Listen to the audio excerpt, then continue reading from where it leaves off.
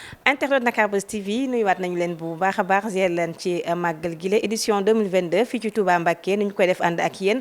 di am mbégte nag dalal ki nga xam ne moom mooy Mamadou Kassé nekk président conseil départemental bu Tambacounda waaye également directeur bu SICAP ñu ngi lay nuyu di la ziar ci màggal gi di la ndokkale ñu bàyyi la nga nuyu ak suñu mbokk internet yi. jàngoone ñi ngi lay ziar ci bis bu tedd bi nga xamante ne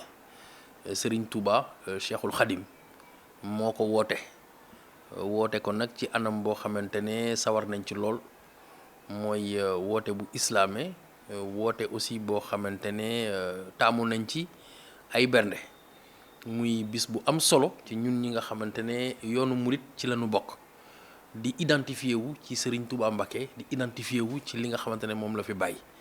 kon nag ñi ngi am mbégte di la dalal ci sunu kër gi sunu kër waajur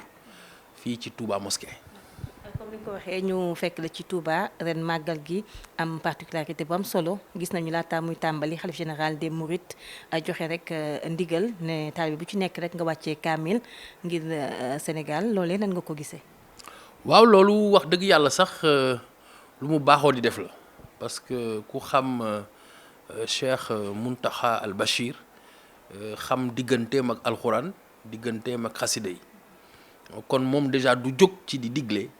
nee na ñuy wàcce kaamil waaye ñun nag fekk na ñun sax ñu baaxoo ko parce que kër gi li ñu fi baaxoo mooy dañuy bu ñu xëyee bisu bi nga xamante ne mooy bisu màggal dañuy dem waa daara ji nga xamante ne mooy daara yi Sëñ Cheikh Bombal yi nekk nii këram yaa ngi koy seen noonu ñoom ñooy ñëw fii wàcce fi kaamil bu ñu wàccee kaamil ba noppi ñu durus jàng ay xasida jàng ay nuuru daara yi nii jàng ay taysir bu nu noppee yoor gi ku ne def sa naafila ñu def suñuy yéene wax dëgg yàlla jublu ci bernde yi kon nag wax fa dëgg yàlla bu dajanteeg ndigal bu nga xamante ne jóge na ci Serigne Touba Cheikh Mountakha Al Bachir ñun dañu ciy sawar moo tax tey gën nañ ko ful ca nañ daan defee. sa xalaat rek ci ñu lay laaj ci li nga xam ne jot naam sànq muy dal bu nga xam ne tey jii daanu na foofu la ci benn marché ñu gis ne bâtiment yi lu ci mel noonu amoon na Médina ba si ñu génn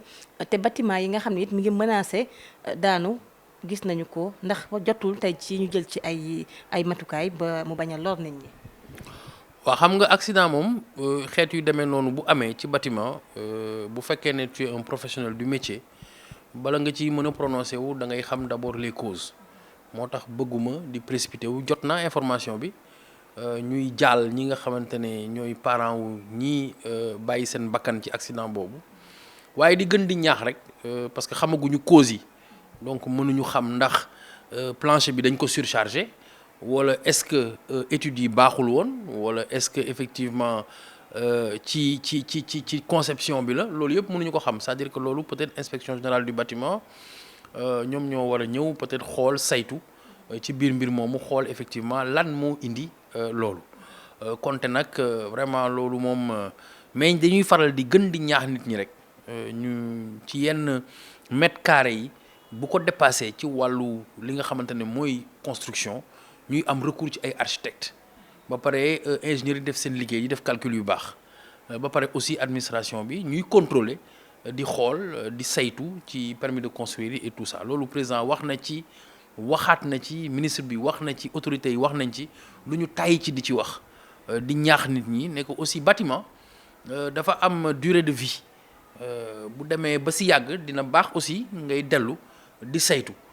fondement yi fu mu toll ak bâtiment bi ci boppam naka lay comporté woo par rapport ak li nga xamante ne moom lañ koy yenn ak moom lañ koy sëf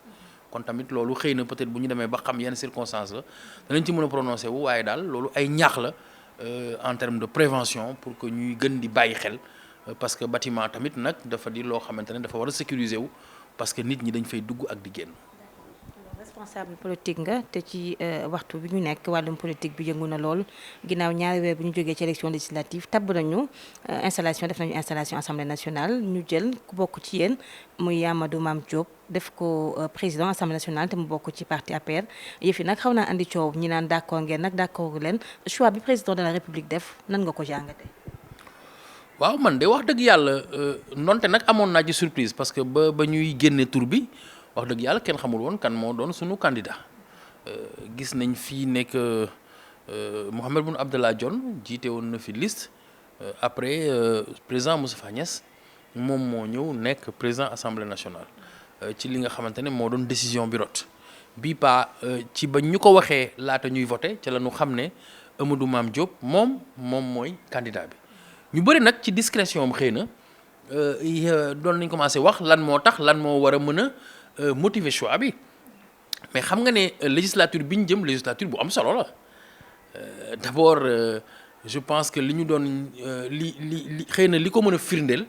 mooy que soxla nañu nit koo xamante ne am na jaar-jaar parlementaire bu am solo te le docteur Amadou Mame Diop yàlla def na depuis 2012 il est député 2021 rek lañ ko fi nommé DG SAPCO mu génn kon élire nañ ko ci législature yi ñu fekkee yépp depuis bi président Macky Sall yegsee ba tey loolu mooy benn ñaareel ba moom mooy élire nañ ko ñaari yoon maire kon nag jàpp naa ne am na non seulement expérience parlementaire bi te su ma juumul sax je pense que nekkoon na vice président benn moment ci ay législature wala bokkoon na peut-être ci bureau bi en tout cas daal am na expérience parlementaire boo xamante ne mën nañ ko faire valoir jàpp naa ne xëy na critères yooyu mën na bokk ci critères yi tax ñu choisir ko en tout cas daal man nit ku ma xam la nit ku réservé la nit ku sérieux la membre fondateur u APR la nit la koo xamante ne xamaluñ ko dara loo xamante ne tey jii nii war na mën a nekk lu ñu war a mën a ñaawlu ci suñu biir parti en tout cas xamal nañ ko aussi lu bëri loo xamante ne lu ñu war a mën a rafetlu la ci suñu biir parti kon am naa njort ne wax fa dëgg yàlla la ñuy xaar ci moom yëpp wax dëgg yàlla il a tous les éléments pour mën ko remplir ñu koy féliciter di ko encourager di am yaakaar ci législature bii di ñëw parce que législature bii moo xam naa ne nar naa jafe. ndax yéen moo ko ci législature bi gis nañu tàmbali na premier jour ba nga xam ne ca lañ ko tabal ndomba tànkam mu toog il a fallu que intervention gendarmerie pour liggéeyam mën a tàmbali gendarmerie nationale ci biir assemblée loolee nan nga ko gisee. ñu ne du ñu ne gulet de xëy na peut-être parce que nee nañu ñi ko fekke woon bi crise u 62 ou 63 amee en tout cas gendarmerie ñëwoon na fa mais du ci anam bii la ñu ñëwee waaye bu fekkee ne xeetu comportement yi moo nar a am ci xeetu député yi ñu indi te nga xamante ne yaakaar a taxoon yaakaar naa askan wi voté leen ñu ñëw di yenu ay kees ak di yéeg ci ay taabal di damm ay chaise wax fa dëgg yàlla contre exemple yoo xamante ne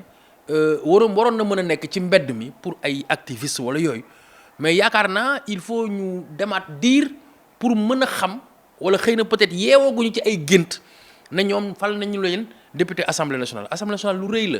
1958 ba tey ba mu nekkee assemblée territoriale avant Sénégal di moom boppam ñi nga fay def liggéey bii nga xamante ne moom la ñuy def tey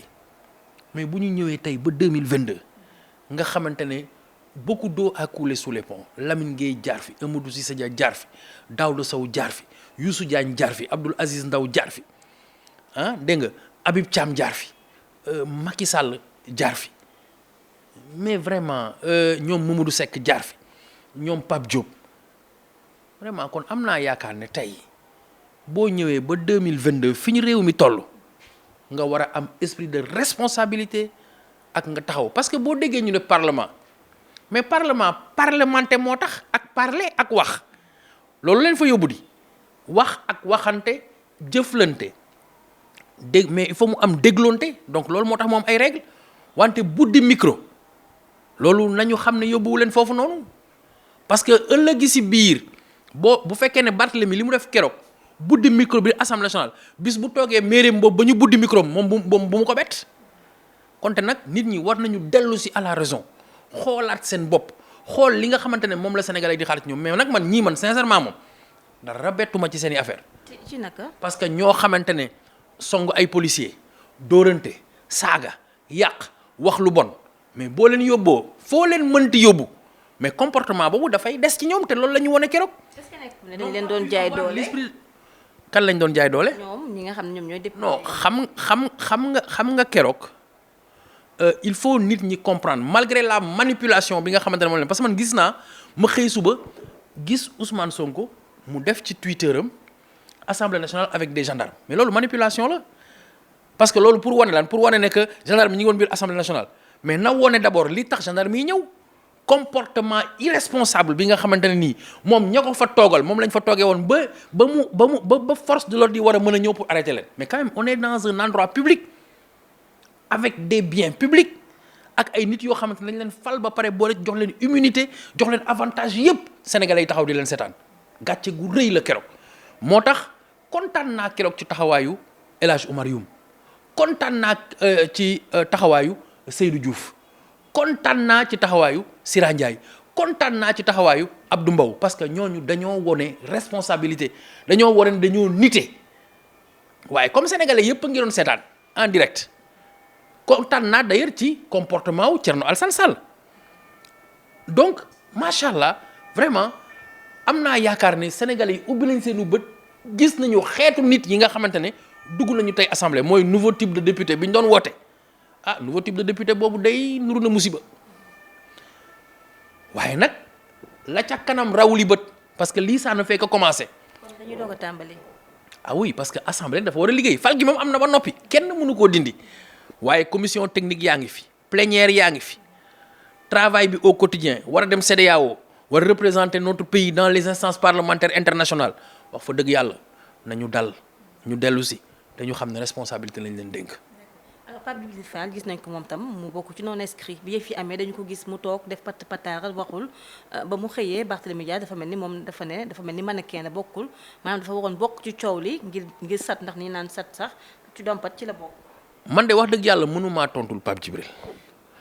waaye nag su fekkee ne aussi porté wu ma ci jugement mën naa jàpp ne naa fekk lay doon parce que ku ne xam ne Pape Djibril sama conseiller technique la woon ba ma nekkee directeur général HLM ma am ak moom ay rapports yoo xamante ne ay dama koy assumer ay rapports yu baax la ci àdduna bi keroog damaa kontaan ci taxawaayam lenn rek xëy na moo ma ci jaaxal lan moo tax voté wul loolu nag waxtaanaguma ci ba xam lu tax voté wul xëy na peut-être il n'était même pas dans les conditions de voter parce que gendarme yi li tax ñu ñëw c'est pas pour forcer nit mu empêcher nit mu voter c'est pour permettre à ceux qui doivent voter ñu voter parce que am na ñu fa nekkoon bëgg a empêcher nit ñi ñu voter bu ñu yegsee ci loolu ñaawlu nañ ko mais c'est la conséquence du comportement irresponsable de députés yoo xamante ne opposition la ñu bokk mais su ma dellusee ci Pape Djibril au moins ñaar am na maanaam ku waxul kenn mënul yóbbu sa wax ku jëful kenn mënul yóbbu sa jëf gis na lu ko jaaxal toog na noppi na ci sama yaakaar déglu na mais loolu au moins attitude responsable c'est une forme de communication ça veut dire que moom ci boppam ci li ma jàpp en tout cas cautionné wul lu mel noonu parce que wax na ko après man ni ma déggee message am dafa ne vous étonnez pas que ëllëg gi si biir bu ñu gisee suñu doom yi ñuy damm ay table banc ak di xotti ay cahier bu mu jaaxal kenn parce que on a voté pour ay député pour ñu doon ay exemple ñu jox leen suñu direct télé ñëpp di leen déglu xale ñëpp di leen seetaan ngay ñëw di xotti ay bulletins di yenu ay urne di taxaw ci ay taabal ci responsable ah moom de gisuñu ko ci loolu konte nag bu fekkee ne ña doon def loolu ñoo koy xas ah comme ni mu ko waxee rek bala ngaa digle cangaay da ngay sangu. léegi bu ñu jëlee exemple ci yeneen pays yi nee nañu gis nga sax ba mu xëyee ci suba si comme actualité ni ñuy demee gis nañu ñu wane yeneen dëkk yi seen assemblée yi nu muy tàngeeg saaga beeg xeexante beeg yooyu ñu ne loolu mun nañ ko nangu kon nu ñu ko wax ñu bañal ko nangu ko ñooñu bañal ko Sénégal. non Sénégal dëkk la boo xamante ne ñun on n'a rien à envier à qui que ce soit te jàpp moo ne dañu war a xëy naan ay way Belgique nii lay doxee wala France nii lay doxee ñun nii la ñuy doxee ñun dañu am suñu doxalin dañu am suñu histoire bopp ñun 1848 ba tey ñu ngi voté nee naa la assemblée territoriale mi existe 1958 pourquoi ñuy dem di xooli lan moo xew Chine ak Corée tey ñoo jël exemple ci li nga xamante ne moo fi nekkoon parce que loolu moo ñu permettre tey ñu war a mën a toog am démocratie alors que nit ñaa ngi toog ci suñu wet te mënuñu te bi ñu commencé voté yàggul loolu aussi fan lañ koy jaar ne duñ koy jaar on le doit à qui on le doit à Lamine Gueye en partie on le doit à Mamadou Dia on le doit à Senghor on le doit à Ablaye Wade te ñooñu ñëpp ils ont été des honorables députés yoo xamante ne nii am na lu ñu liggéey foofu noonu mais ñii di tàngul Ablaye Wade leen gënoon tàng téeméeri yoon te mësuñu ko gis mu am comportement bu mel ni assemblée nationale ñi fi nekk di tànglu Fara Ndiaye moo leen gënoon tàng téeméeri yoon député Ablaye Sall bi nga xamante ne moom moo nekkoon Thiès nekk le lion de Thiès moo leen gënoon tàng téeméeri yoon te kenn mësu ko gis mu def lii bu ñuy jaay principe Mamadou Lamine Diallo mi ëpp ñu ko ay principe waaye moom ci boppam rafetlu naa d'ailleurs taxawaayam moom moo jóg dem ci biir ca kaw tribune ba ne leen na groupe parlementaire yi dem toog waxtaan et pourtant moom opposition la bokk te pourtant lu ne la ñu yekk mais ça veut dire que am na yoo xamante ne ci ay jikko bàyyam ma nga xamante ne nii am na lu mu tekki woon ci biir dëkk bi tàngoon na trop amoon na ay principe mësul doxee nii vraiment y a des choses yoo xamante ne dañu ko war a ñaawlu ni ñu ko war a waxee parce que ñii ñoo fi nekkoon ne dañoo bëgg ñu jox leen baatu askan wi dañoo bëgg ñu jox leen kàddu askan wi d'ailleurs je pense que ils se sont bien ressaisis parce que entre la veille bi nga xamante ne seen baptême de feu la woon maanaam bisu dafa mel ne bizutage la woon xaw ma dañu doon wane seen bopp waaye ñu xëy suba sol yu weex taal ñëw voté seen bureau de manière civilisée noonu rek nag la war a doxee. boo amoon tey conseil boo leen di wax dans l'avenir parce que comme ni ko waxee assemblée fal nañu leen mais liggéey bi day continuer conseil booy jox tey député yu bees lan lay doon. non man awma conseil ma leen jox parce que man mosuma doon député. mais nag xam naa fonctionnement wu assemblée. parce que boo nekkee directeur général nekk ci benn ministère boo xamante ne da nga am tutelle da ngay gunge souvent sa ministre ci commission technique yi di ko gunge ci plénière bi pour mën a chaque fois que ñu laal sa domaine nga indi éclairage yi nga xamante ne moom mu nga ko war a jox wala élément de réponse yi nga xamante ne da nga ciy participer pour ministre moom da mën a tontu kon lu ñu xam la waaye dañoo yàgg fekk foofu ay députés yu responsable yoo xamante ne nii dañu am expérience parlementaire en plus de leur expérience personnelle donc li ñuy ñaan rek mooy nañu jiital intérêt Sénégal te ñu bañ a jiital intérêt benn nit wala sa intérêt bopp nga xam ne député peuple nga même su fekkee ne coalition la da ngeen a war a xool lay intérêt ñëpp ci biir coalition ba ngeen ànd doxal ko kon man su ma amee loo xamante ne du conseil mais attente la mooy que débat bi mën a relever wu parce que bu fekkee ne citoyens yi ñëw nañu ba équilibrer pouvoir yi c'est parce que jàpp nañu ne que dañoo bëgg débat bi gën a équilibré mais pas xeex bi gën a yokku loolu ji man daal jàpp naa ne ces histoires là de projectiles de monter sur des chaises d'arracher des micros d'empêcher nit ñi ñu wax loolu du moom moo indi député yi assemblée député yi c'est le débat contradictoire et le débat contradictoire il est organisé ku nekk da nga am temps de parole en fonction de lii sa doole te aujourd'hui doole yi équilibré nañ donc lu waaye war a mën a wax mën na bañ a ëpp li ñeneen ñi war a mën a wax donc ci wax nag ci lay yem bu ñu paree du ñu ay ennemis ñun ñëpp ay citoyens sénégalais lañ bu ñu retrouvé woo ci couloir yi nga doon opposition wala nga doon kii ñun ay sénégalais lañ donc foofu Sénégal moo ko moom war nañoo mën a déggoo waxtaan ba trouver ay solutions yoo xamante ne c'est pour le bonheur des sénégalais wala pour l'avancement des sénégalais ou pour l'intérêt des sénégalais man noonu laa comprendre vote bi nga xamante ne moom la sénégalais yi voté waaye bu ñu leen delloo waatoon kaddu gi dimanche prochain ne leen voté waat leen ci assemblée bi gaw ma ne couleur bii lañ koy jox de. dañuy changer couleur. man dama ko gëmul laa wax dinaa gëm ne que en tout cas balaa nit di dugalal ñi ma gis noonu carte di nga ko xoolaat bu baax a baax. mais coow li amoon xam nga fu mu ne actualité bi assemblée la faux député bi yaakaar naa ne yëg nga ko. waaw am na man daal dégg naa lu demee noonu d'ailleurs lu insolite la parce que man dama xamul nag la faux député war a mën a ñëwee ba yegg si ci parloir ba di wax. te wax na ba pare laata ñu koy démasquer. il paraît que li Abba Mbaye wax nee na Khalifa Sall moo seetaantale ne leen kooku du député. ah doy na waar daal man daal xaw ma circonstances yi parce que lu ma leerul moom mënuma cee sore mais dégg naa daal y a un certain Coumba Ndoffène Ndiaye xaw ma appel nañ ko sax dégg naa dañ ko woo jox ko kàddu bon naa loolu moom wax dëgg yàlla lu ñu war a saytu la bu baax a baax parce que assemblée nationale quand même c'est quelque chose de très très sérieux parce que xam nga li tax mu sérieux mooy assemblée dafa am dispositif administratif bu leer dafa am sécurité d'abord parce que c'est l'assemblée nationale mu am ay député ay nit ñoo xamante ne ku ci nekk yaa ngi daagu ak sa immunité daagu ak pal guñ la fal nga arborer écharpe officielle ka nga bokk kujje wala nga bokk ci ñi nga xamante ne ñooy doxal mu am ay huissier yoo xamante ne constaté lañ fa nekkee ak lépp loo xamante ne dañ ko war a ubbi buntu wala urne wala quoi que ce soit ñu ñëw gis nga keroog urne bi mu ñëwee huissier yi ñoo ñëw ubbi ko parce que huissier c'est le spécialiste de l'huisserie maanaam mooy ki nga xamante ne li ko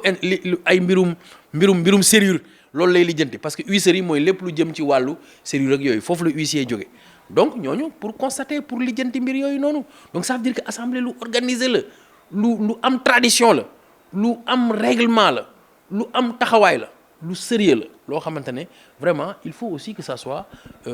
les députés doivent être à l'image d'une bonne assemblée nationale mais l'assemblée nationale ne doit pas être à l'image de mauvais députés loolu man mooy sama xalaat. monsieur Kassé lu jëm ci Sénégal toog na lu yàgg amul premier ministre ñu ci bari nag nee nañ loolu xaw na andi ay jafe-jafe sa xalaat ci retour premier ministre. waaw am naa yaakaar ne premier ministre moom wax dëgg yàlla lu am solo la parce que d'abord coordination de l'action gouvernementale ndonte nag président mën na ko parce que wane ne que jamono bi fi premier ministre nekkul moom ci boppam coordonné na action yi te terewul liggéey bi dox terewul ñu dem en fast track xëy na peut-être à un moment donné charge yi mu amoon taxoon na ñu indi le retour du poste mais moment bi nga xamante ne xëy na yàlla may na ko dal ak tal concentration directe ci réew mi boobaa mënoon na xëy na peut-être yenu loolu yëpp waaye nag premier ministre moom wax dëgg yàlla boo ci amee bu baax koo xamante ne la dina coordonner action gouvernementale bu baax mais aussi dana permettre am taxawaay boo xamante ne moom la exécutif war a am ci assemblée nationale bi gis nañu jamonoy Aminata Touré wala Boun Abdallah Dionne wala Abdoul Mbaye wala Hadjibou Soumaré wala Souleymane Ndéné ne que effectivement déclaration de politique générale déjà dafay joxe orientation yu bëri yoo xamante ne moom mooy li gouvernement bi nar a teg te ci kanamu assemblée nationale lañ koy defee mu indi débat bu am solo après aussi gis nga taxawaayu premier ministre à chaque fois que day am ay questions au gouvernement amoon na tradition boobu noonu au niveau de l'Assemblée nationale boo xamante ne par 15 jours wala par semaine premier ministre day ñëw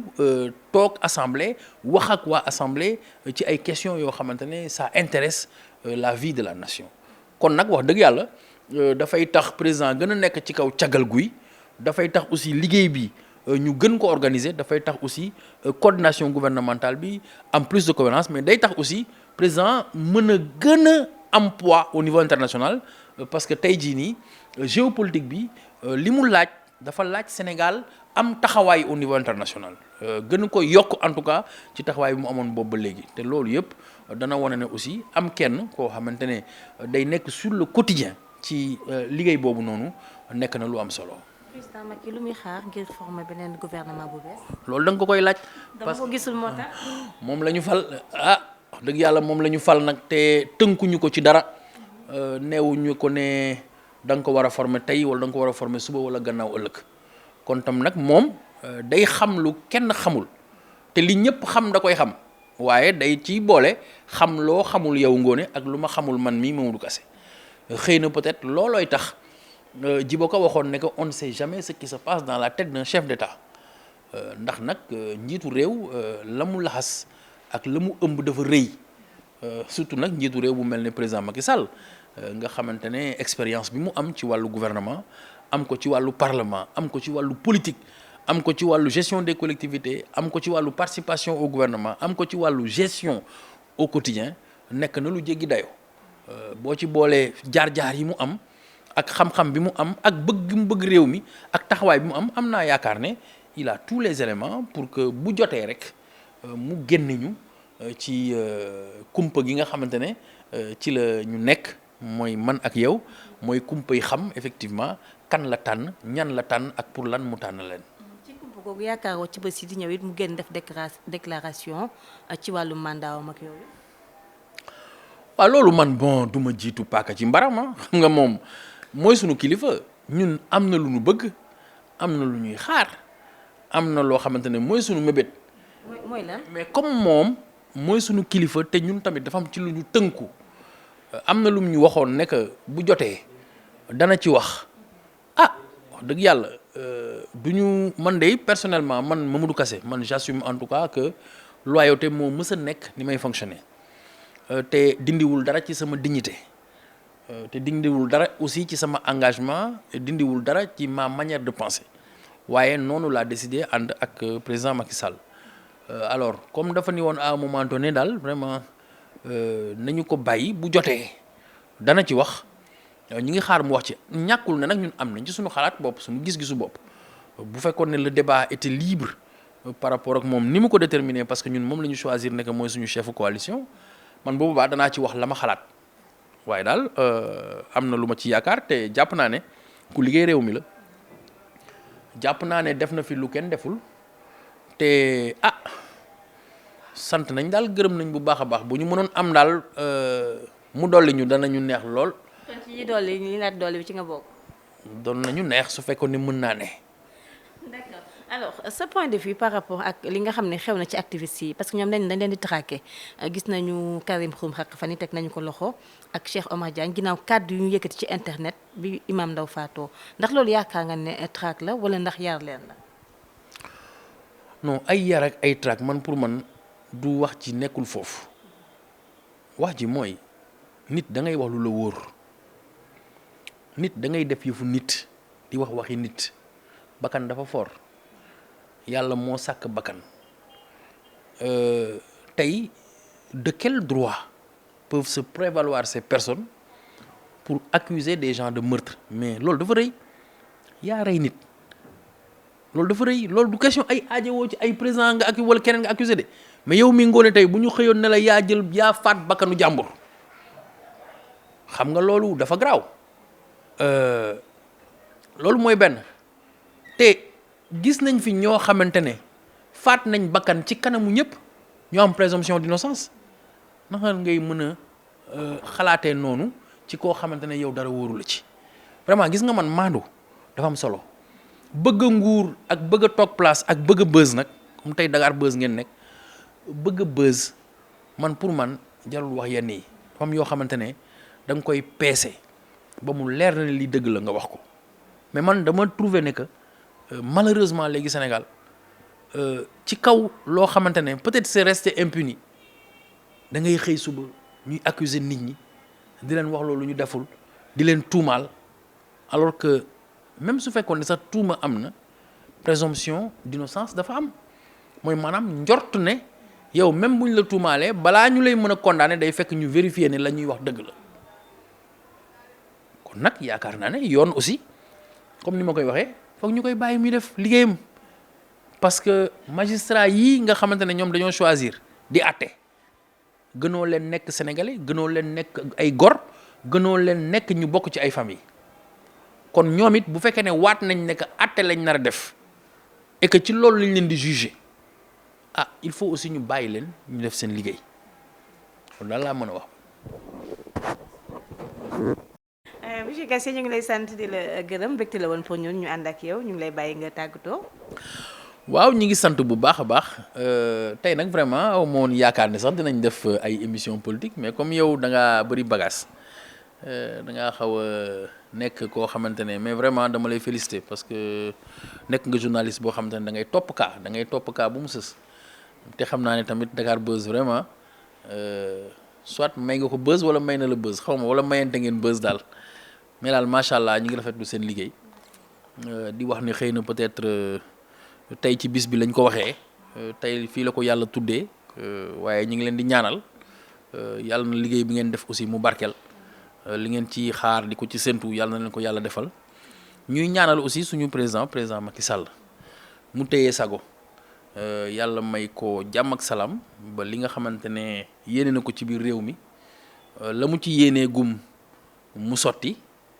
te la mu ci yéene te muy ñëw tamit yàlla defal ñu mu sotti.